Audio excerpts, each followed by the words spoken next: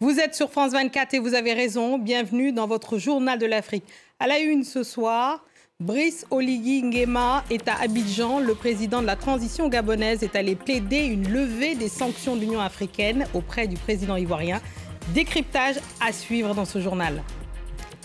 Et ce soir, on reçoit une légende de la musique, leader du mythique orchestre Extra Musica qui chante depuis 30 ans sur les rythmes endiablés de la rumba congolaise. De Brazzaville à Londres en passant par Dakar, il fait danser les Africains du monde entier. Le lampadaire est de retour après 6 ans d'absence à Paris et il est venu éclairer la ville lumière. Roga Roga est dans le JTA et il viendra nous parler de son prochain concert au Casino de Paris. Ce sera le 19 mai prochain. On ouvre ce journal par cette visite en terre ivoirienne qualifiée de travail et d'amitié par Brice Oligui Nguema. Le président de la transition gabonaise est allé plaider sa cause auprès d'Alassane Ouattara. Objectif, obtenir une levée des sanctions de l'Union africaine qui pèsent sur son pays depuis le coup d'État de fin août. Décryptage de Julia Guggenheim. Il est à Abidjan pour 3 jours. Le président de la transition gabonais, Brice Oligui Nguema, a rencontré ce jeudi le président Alassane Ouattara, alors que les relations entre la Côte d'Ivoire et ses voisins putschistes se sont plutôt refroidies ces dernières années. Eh bien, il semblerait que le Gabon fasse figure d'exception. Les deux hommes ont évoqué ensemble l'évolution du processus de transition. Et puis, le général de 49 ans en a même profité pour demander à Alassane Ouattara son soutien. Je sollicite également l'appui, je dirais pas homologue, de mon aîné, ici présent, afin de plaider en faveur de la levée des sanctions de l'Union africaine qui pèse sur le Gabon. Et je sais compter sur vous.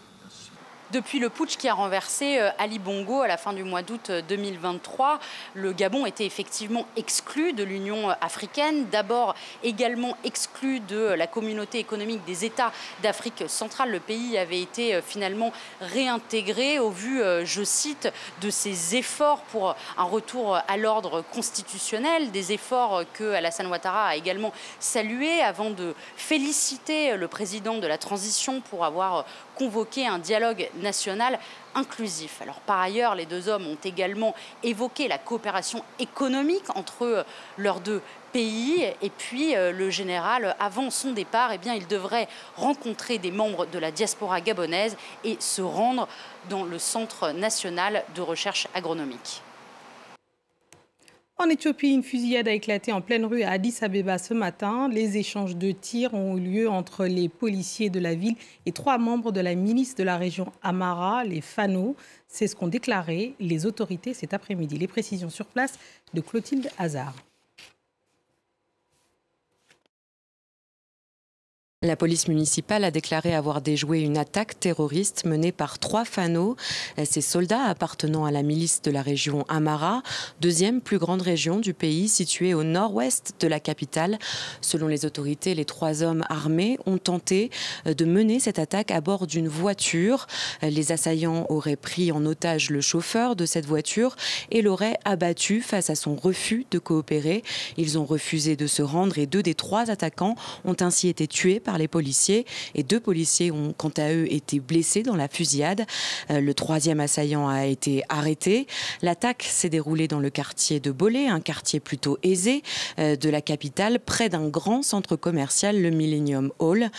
C'est la première fois officiellement qu'une attaque de la milice Fano a lieu à Addis Abeba. Cela fait 1 an que le conflit a éclaté en région Amara entre les forces fédérales et la milice régionale des Fano. Il fait suite à la décision du gouvernement fédéral de désarmer l'armée régionale, une décision vue comme une trahison par les forces locales. Le conflit était jusqu'ici limité à l'intérieur des frontières de la région Amara, où des combats se déroulent à huis clos, Internet y est coupé et les journalistes ne sont pas autorisés à s'y rendre. L'état d'urgence est déclaré dans le pays depuis le début des combats. Amnesty International et la Commission éthiopienne des droits de l'homme ont dénoncé plusieurs fois des exécutions extrajudiciaires sur place de la part de l'armée fédérale et réclament des enquêtes transparentes pour les victimes. Activité normale dans la capitale togolaise ce vendredi 11 avril. L'opposition et une partie de la société civile ont appelé à 2 journées de manifestation contre le projet de nouvelle constitution, un texte, vous le savez, qui acte le changement de régime présidentiel à un régime parlementaire dans lequel le chef de l'État ne serait plus élu au suffrage universel direct.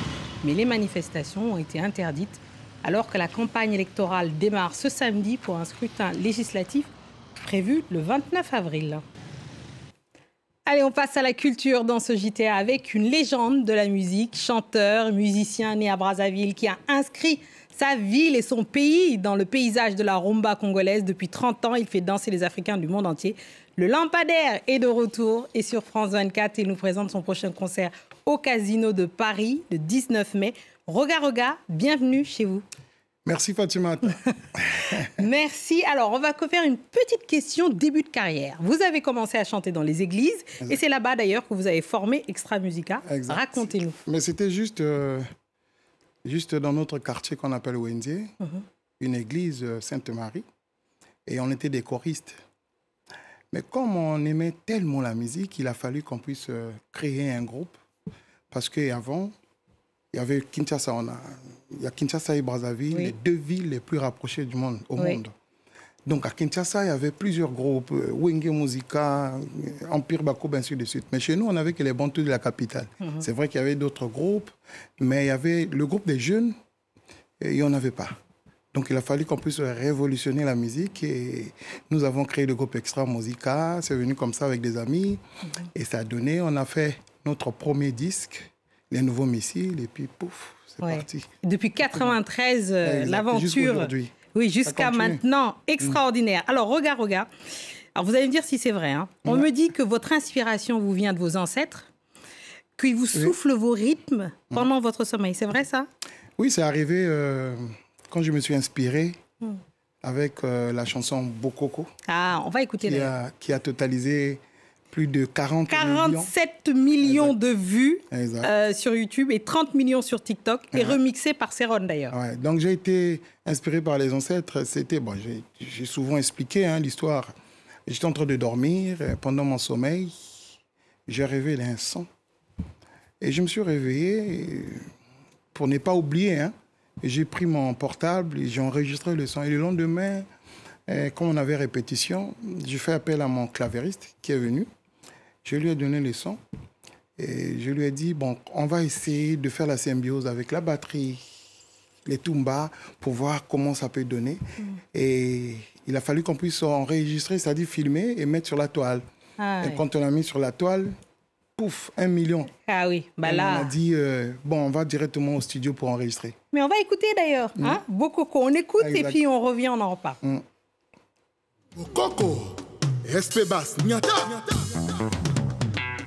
Gaëla Tikaya la patrona, Gilda Sambendengeso, mon ami Gaël, Miloïdjo,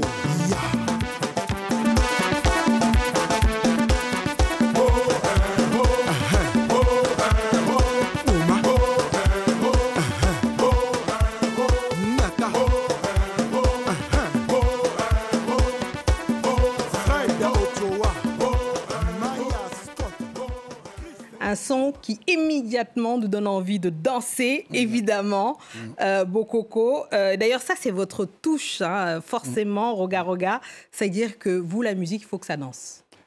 Exact. Nous sommes des artistes, mais c'est vrai, il y a la différence. Mais moi, j'aime égayer le public. Et j'aime quand je joue, et j'ai le contact avec le public, et le public qui arrive à répondre. Ah oui. Et donc, c'est très important. Et quand j'ai un concert, et dans ma tête, tout de suite, je pense à faire danser le monde, à faire danser ceux qui sont venus. Et c'est pour cela que nous, on privilège plus le show. Ah, le show. Et d'ailleurs, parlons de show. Le 19 mai au Casino de Paris. Exact. Comment ça se prépare? Je sais qu'il y a des musiciens d'Extra Musica. 14 musiciens seront sur scène. Exact. Il faut le souligner, que ça fait plus de 6 ans. 6 ans. Extra Musica s'est pas produit ici à Paris. Et donc l'occasion est là. Le rendez-vous est déjà pris donc ce 19 mai.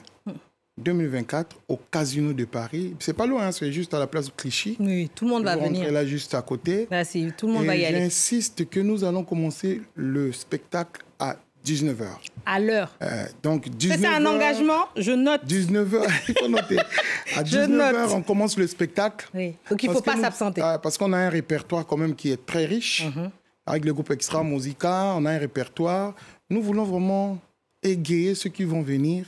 Il y a les fanatiques de 1997, il y a ceux de 2010 jusqu'à 2024 aujourd'hui avec Bokoko. Donc, on va sillonner un peu le répertoire d'Extra Musica. Oui. Mais franchement, j'ai un petit message à lancer à tous ceux qui sont en train de me suivre. Achetez vos tickets, venez vivre le groupe Extra Musica et Roga Roga au Casino de Paris le 19 mai 2024. Mais d'ailleurs, on écoute, c'est Nzungu. Nzungu. Qu'est-ce que ça veut dire? Nzungu, c'est la marmite. OK. Et on a voulu élever les mamans, parce qu'il faut savoir que l'avenir de l'humanité, pour moi, l'avenir de l'humanité, c'est nos mamans. C'est la maman qui permet à ce que l'enfant puisse, comment je peux dire, grandir. Et c'est la maman qui prodigue des conseils à l'enfant.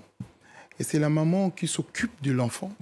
Et donc les mamans sont vraiment l'avenir de l'humanité. Donc nous avons voulu immortaliser les mamans à travers la chanson Nzungu. Nzungu, c'est la marmite, là où la maman, quand elle prépare et nous on mange, on a la santé, on a l'intelligence, on a tout. Mais il faut préparer aussi, hein. C'est bien aussi de préparer, de la part d'une maman. Merci. Je propose qu'on écoute justement un petit bout de Nzungu, n'est-ce pas? Oui, on écoute.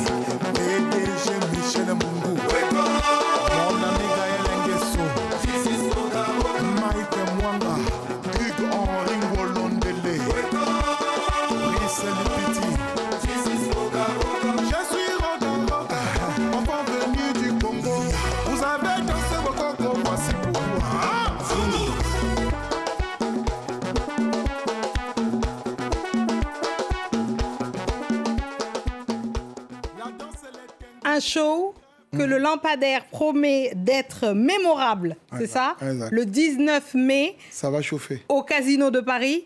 Casino de Paris, venez nombreux, déplacez-vous massivement, parce que ça fait 6 ans, je pense, qu'on n'a pas joué ici à Paris. Oui. Donc nous sommes en train de préparer ce spectacle comme des Terminators. Aïe, aïe, aïe. Et ce qui va se passer au Casino de Paris, et je pense que ça restera mémorable. Donc, il ne faut pas se le faire raconter. Je pense que les spectateurs l'ont compris. Merci, Roga Roga, d'être venu. C'est ainsi qu'on referme ce journal de l'Afrique. Merci à tous ceux qui nous ont suivis partout dans le monde, et en particulier de Brazzaville à Pointe-Noire, en passant par Oando.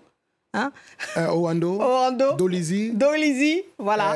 Restez avec nous, car l'actualité continue sur France 24. Merci. Merci.